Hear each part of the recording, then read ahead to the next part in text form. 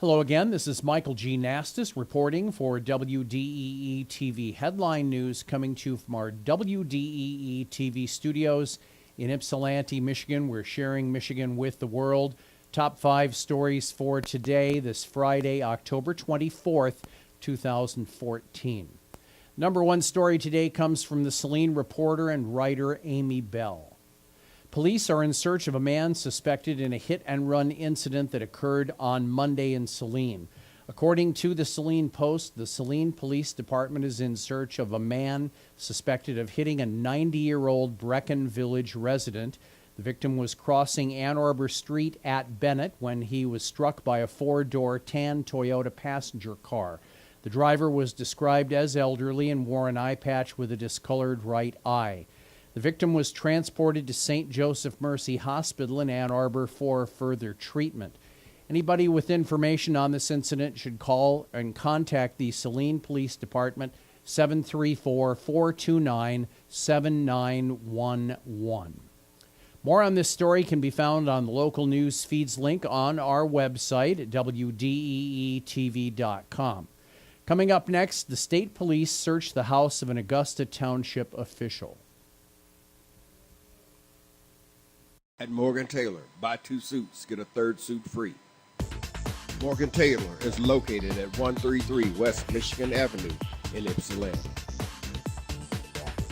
Clothing and accessories for men, women, and children at Morgan Taylor. Open Monday through Saturday, 10 a.m. to 6 p.m. Call 734-221-0296.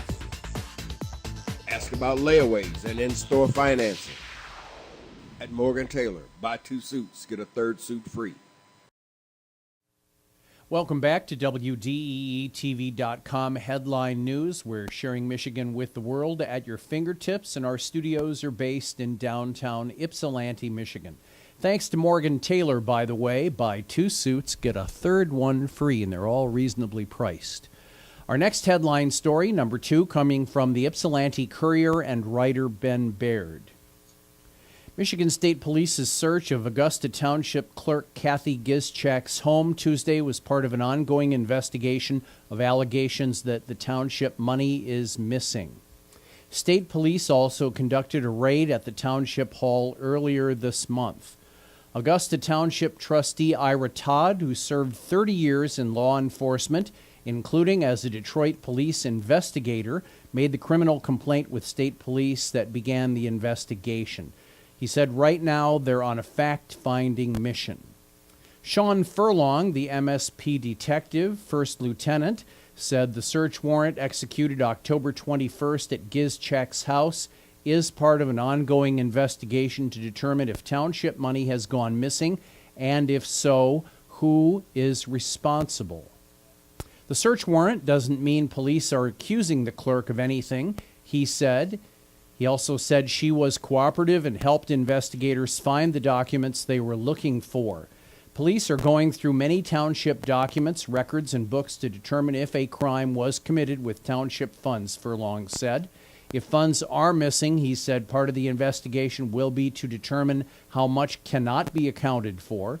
He said the initial police report stated a belief that between $1,000 and $10,000 was missing. Looking into possible embezzlement is a lengthy process that tends to be time-consuming, he said, which involves many documents, often going back years, which is the case here. More on this story can be found in our local news feeds link on our website online, WDEE-TV.com. Coming up next, a U of M janitor is facing new charges after his recent trial.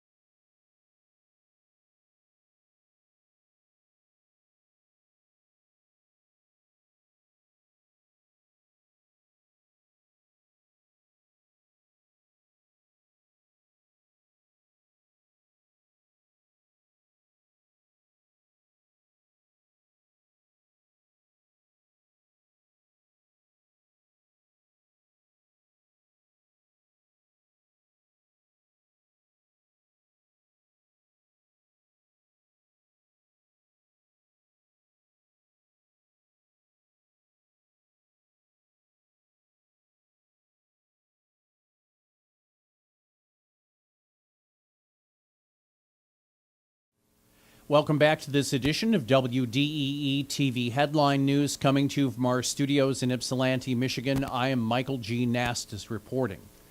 Our next headline story today comes from the Detroit Free Press and writer Teresa Baldus. A University of Michigan janitor who has had his child slavery conviction overturned got hit with a fresh batch of charges today that could send him to prison for life, first-degree child abuse. Michigan Attorney General Bill Schuette announced the charges today against Jean-Claude Toviev, who is accused of sneaking 4 African children into this country, pretending they were his own and subjecting them to years of abuse in his Ypsilanti home. Toviev, 45, has already been through the federal court system where he was previously convicted of forced labor and sentenced to 11 years in prison. But the case fell apart in August when a federal appeals court judge threw out the jury's forced labor conviction, concluding that while the children's treatment was reprehensible, it was not slavery. It was child abuse, which is a state crime, not a federal one, the court wrote. The 4 children had testified that Toviev regularly beat them with broomsticks, a toilet plunger, an ice scraper, sticks, and phone chargers if they failed to obey orders to do household chores and deprived them of food and sleep as punishment. Schuette intervened in the case this week after Toviev was spared a stiff sentence against the prosecutor's wishes. U.S. District Judge Arthur Tarnow on Monday gave Toviev a 21-month sentence, which he had already served for immigration and fraud crimes. The judge noted he could only punish him for federal crimes of which he had been convicted. More on this story can be found on the local news feeds link on our website at WDEE-TV.com. Coming up next, Original Moxie is coming to Ypsilanti. At Morgan Taylor, buy 2 suits, get a 3rd suit free. Morgan Taylor is located at 133 West Michigan Avenue in Ypsilanti. Clothing and accessories for men, women, and children at Morgan Taylor. Open Monday through Saturday, 10 a.m. to 6 p.m.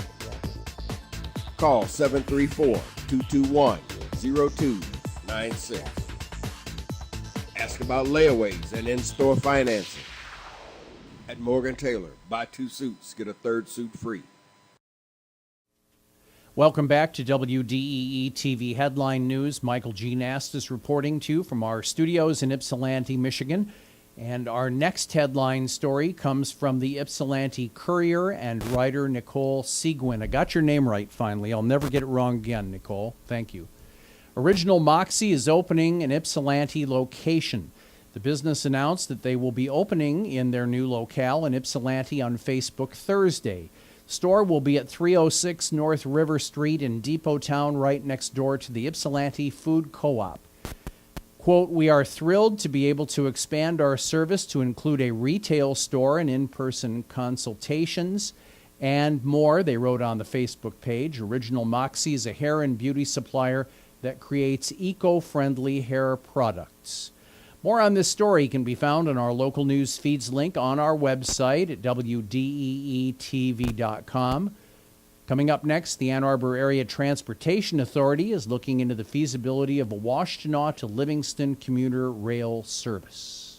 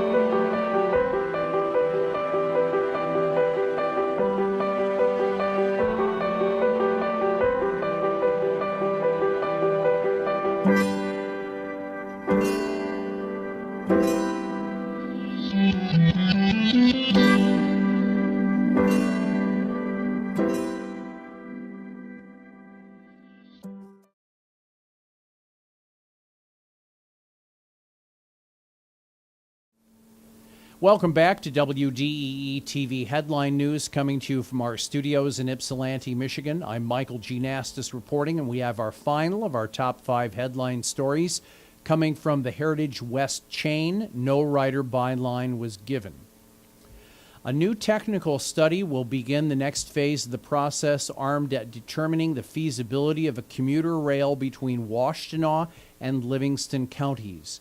Known as the Wally, Washtenaw and Livingston Line by advocates of the service, North-South Commuter Rail is a long-range project being considered as a cost-effective alternative to ease traffic congestion along US 23 between Howell and Ann Arbor. This proposed commuter rail service would also provide economic development and job creation opportunities in the region.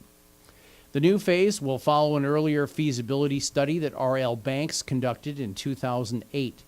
It will be a more in-depth process that will include model-based ridership estimates, a more detailed cost estimate, station locations, train storage and maintenance facility locations, and governance and funding feasibility considerations. The study will also include a review of possible alternatives such as an express bus service and a high-occupancy vehicle or HOV lines on US 23. The study is being funded by a Transportation and Community System Preservation Grant, that's from the TCSP, and from the Federal Highway Administration and the Federal Transit Administration. Now, while the TCSP grant requires a 20% match, these funds were collected in advance by the Ann Arbor Area Transportation Authority, the RIDE, in partnership with local contributors. The study will not use any of the new tax funds from the recently passed millage. More on this story can be found on the local news feeds link on our website at WDEE-TV.com. Coming up next, our weekend, WDEE-TV.com headline sports and music report. At Morgan Taylor, buy 2 suits, get a 3rd suit free. Morgan Taylor is located at 133 West Michigan Avenue in Ypsilanti. Clothing and accessories for men, women, and children at Morgan Taylor. Open Monday through Saturday, 10 a.m. to 6 p.m. Call 734-221-0296. Ask about layaways and in-store financing. At Morgan Taylor, buy 2 suits, get a 3rd suit free. Welcome back to WDEE-TV Headline News for Friday, October 24th, 2014. We broadcast from our studios in Ypsilanti, Michigan, sharing Michigan with the world at your fingertips. And we have a WDEE-TV Headline Sports Report. Last weekend, we talked about the ITA-USTA Indoor Midwest Regionals, the tennis tournament hosted by the University of Michigan. A men's singles winner and the doubles champs will go to the National Indoor Championships in New York, some 3 weeks away. Upsets characterized the event as both top seeds were defeated in the finals. The number 1 seed, number 16 nationally ranked Ohio State doubles team of senior Kevin Metka and sophomore Ralph Steinbach were tied at 1 set apiece, down 7-6, up 6-4, going into the 3rd set super tiebreaker, and had 4 match points in that final set. But the number 9 seeded team from Notre Dame, sophomores Eddie Kowalski from Shelby Township, Michigan, and John Hager from Texas, scored a resounding comeback victory 12-10, and they'll go to the national championship. Singles saw Jared Hiltzik, a junior from the University of Illinois, seeded number 1 and ranked number 6 nationally, beaten in 3 tough sets. He had substantial multiple breakpoint leads and lost all of them to unheralded Ohio State freshman Mikael Torpegaard from Denmark. The final score was 6-4, 3-6, 6-4. The energetic serve and especially volleying of Torpegaard did in the top-seeded finalist Jared Hiltzik, and in the semis, his freshman brother Aaron, both from Wilmette, Illinois. An Ohio State player has won this coveted title 8 of the last 9 years. They are the tennis factory. Michigan teams did credible jobs, but not as high a finish. U of M's number 5 seeded senior Alex Petrone got to the singles quarterfinals, beaten by Buckeye Steinbach, and to the doubles quarterfinal with freshman teammate Runhao Hua of Shanghai, China, beaten by the overall winners from Notre Dame. Michigan State sent junior John Patrick Mullane from White Lake, Michigan, to the quarters in a singles beaten by freshman Aaron Hiltzig, while the Spartans' best effort in doubles came from senior Harry Jaden from East Lansing and Mullane in the round of 8, losing to the eventual runners-up, the number 1 seed from Ohio State. Other local representatives came from players attending Western Michigan University, the University of Detroit, and the University of Toledo. Also, a weekend ago, Ann Arbor sent their own team of 16 total to the USTA's Junior Team Tennis National Championships in Case, South Carolina, for players 14 years of age and under. Paul Ripley, the longtime tennis instructor at the Liberty Athletic Club, coached the team, comprising Evan Sood, Olivia Reyes, Margaret Goldberg, Caroline Norton, Jack Harris, and Jared Kane. They played round-robin matches, then eliminations in singles, doubles, and mixed doubles. The team won their round-robin group draw, led by Sood and Reyes in singles. The other played doubles matches. Midwest representatives, the Liberty Tiger Sharks, then went to the intermediate division final against the Southern Eagle Watch McGee team from Woodstock, Georgia. The Southerners kept a national championship in Dixie for the second year running, beating Ann Arbor's Liberty group in total team score points 49-33. The Georgia-based Southern club followed up for last year's winners from Wilmington, North Carolina. Evan Sood, who went to the singles semifinal and took mixed doubles with Caroline Norton 6-5, 6-3, won an award for being the best sportsman of the tournament. In WDEE-TV headline music and entertainment news, bass player Matt Ullery's in the Ivory Ensemble, and this is their CD that we mentioned last week, will stick around in the area, performing this weekend at Cliff Bell's in Detroit, featuring violinist Zach Brock and vocalist Grazina Augustchik. Their chamber jazz in the rustic speakeasy setting of the bar, Cliff Bell's, should prove to be a unique experience. It's a Halloween concert with the EMU Symphony, directed by Kevin Miller at Pease Auditorium. The U of M Symphony Band, led by Michael Haithcock and Dustin Barr at Hill Auditorium. Jeremy Horn is at the Greenwood Coffee House. Drummer Jesse Kramer's Ultra Band with keyboardist Glenn Tucker, guitarist Chris Kurzawa, and bassist Damon Warmack are at Motor City Wine, 1949 Michigan Avenue. And the Carr Center in Detroit presents the Motown Jazz Project with guitarist Ron English and friends all tonight. Big music can be heard at MASH in Ann Arbor this weekend. Tonight it's Abigail Stauffer and the Bluescasters in separate shows. Tomorrow evening, Laura Rain and the Chris Canis Band will be there at 211 East Washington in Ann Arbor. Saturday, the regular all-day and night remote control car derby is at the Washtenaw Farm Council grounds in Saline. The Elbow Deep Show is at Crossroads in Ypsilanti, while Catherine and Ralph Vodopek, that's daughter and father, perform in violin and piano duets at the Stamps Auditorium at the U of M School of Music on North Campus. Also Saturday, trumpeter Jimmy Smith and his jazz band with pianist Scott Gwinnell, bassist Shannon Wade, and vocalist Liz Mervac Smith, play Onyx in Royal Oak, and Ben Miller, who performed with Sprout and Lair and Destroy All Monsters, is at Trinosofs. Sunday at 3 p.m., it's the Modern Harp Quintet at Greenwood. At 4 o'clock, it's the Planet D No Net featuring vocalist Camille Price at the Blue Goose Inn in St. Clair Shores. At 7, the Creative Arts Orchestra All-Stars, led by Mark Kirshenman, will be at the U of M Museum of Art, and Corn Daddy will be at the Old Town Bar. Monday is the start of another round of Gypsy Pond music, coordinated by Stephen Rush. It's an outdoor installation running through the end of October where sound devices on the pond interact with natural, musically created, and human algorithms. The ambient pond is on the east side of the U of M School of Music, 1100 Bates. It's an annual project of the Digital Music Ensemble, which Rush directs.